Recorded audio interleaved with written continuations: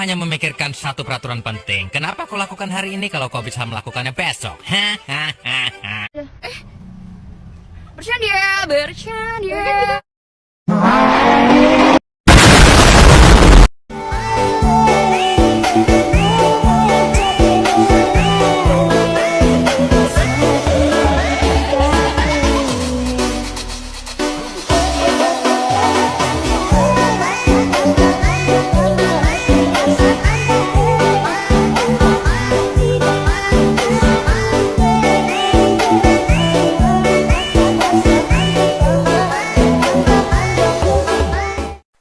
Perlawanan Rakyat Ternate.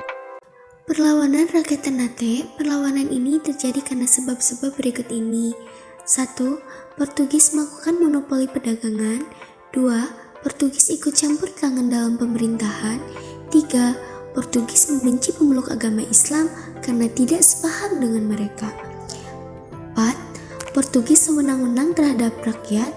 Dan yang kelima, keserakahan dan kesombongan bangsa Portugis. Berdasarkan faktor-faktor tersebut, maka kehendak Portugis ditolak oleh Raja Ternate. Rakyat Ternate dipimpin oleh Sultan Hairun bersatu dengan Tidore melawan Portugis, sehingga Portugis dapat didesak.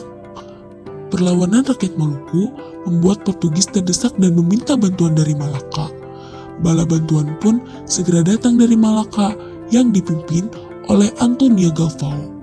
Pasukan ini berhasil mengalahkan Ternate sehingga Antonio Galvão berkuasa di Maluku selama 4 tahun. Di bawah kepemimpinan Antonio Galvão, Portugis dapat bersahabat dengan rakyat Maluku. Namun, setelah Galvão digantikan oleh penguasa lain, nafsu serakah Portugis muncul lagi dan semakin ganas.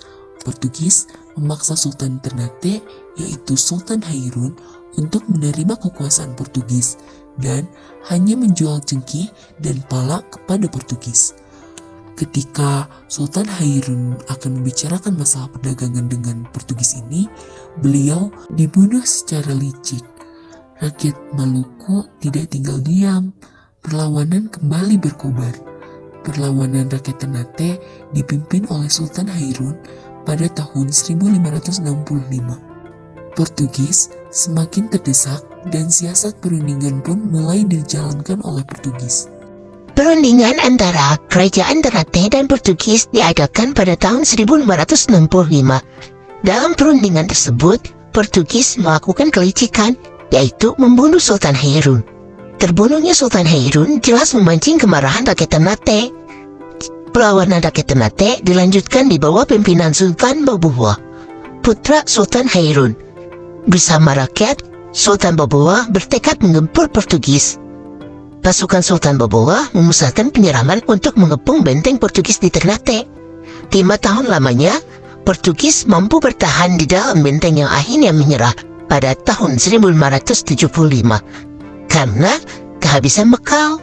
Kemudian, Portugis melarikan diri ke timur pada tahun 1574. Benteng Portugis dapat direbut.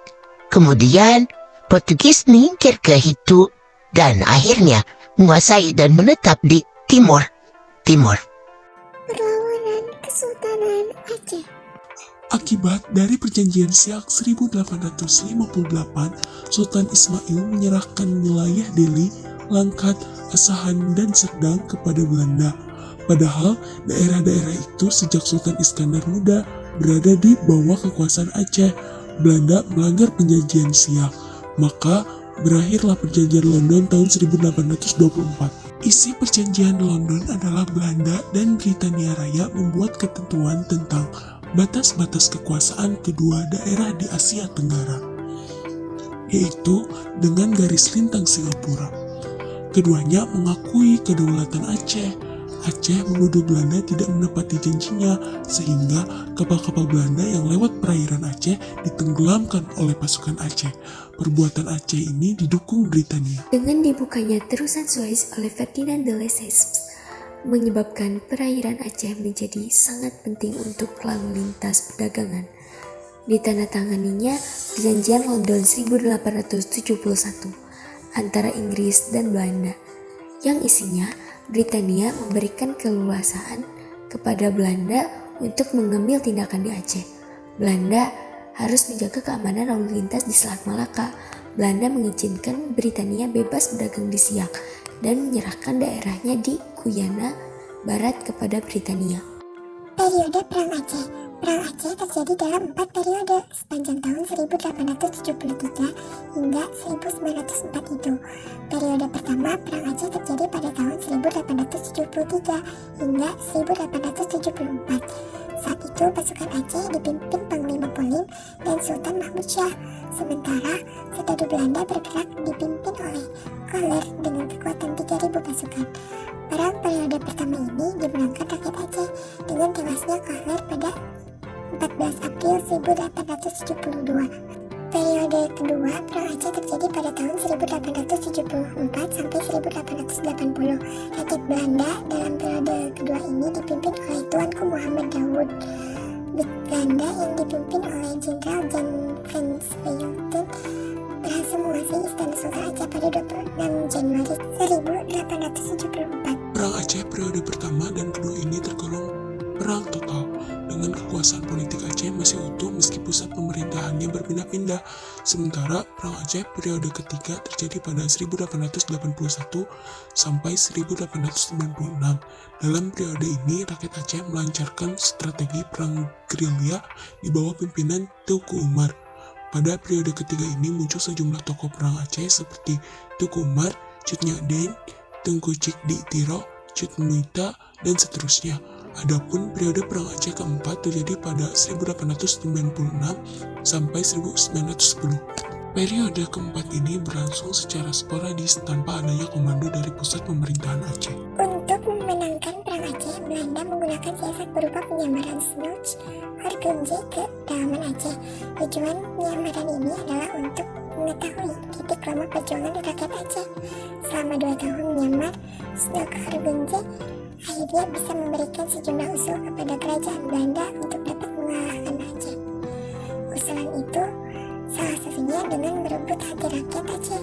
Menurut Hargenje, Belanda harus menunjukkan niat baik kepada rakyat Aceh dengan pembangunan sarana prasarana seperti masjid, surau, jalan, dan sebagainya.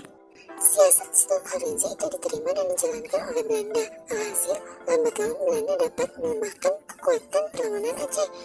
Perang Aceh diakhiri dengan surat perjanjian tanda menyerah atau Traktat Pendek. Pada tahun 1903, Sultan Alauddin Muhammad Daud Shah dan Panglima Polim menyerah setelah mengalami tekanan luar biasa. Dalam perjanjian penyerahan diri itu, seluruh wilayah Aceh dikuasai Hindia Belanda dan Kesultanan Aceh dibubarkan. Meski demikian, pada kenyataannya Belanda tidak sepenuhnya menguasai Aceh. Selain itu, perlawanan demi perlawanan terus dilakukan oleh rakyat Aceh. Umur kakek sudah menua namun tetap mencari kekasih. Semoga bermanfaat untuk semua. Kami undur. Terima kasih.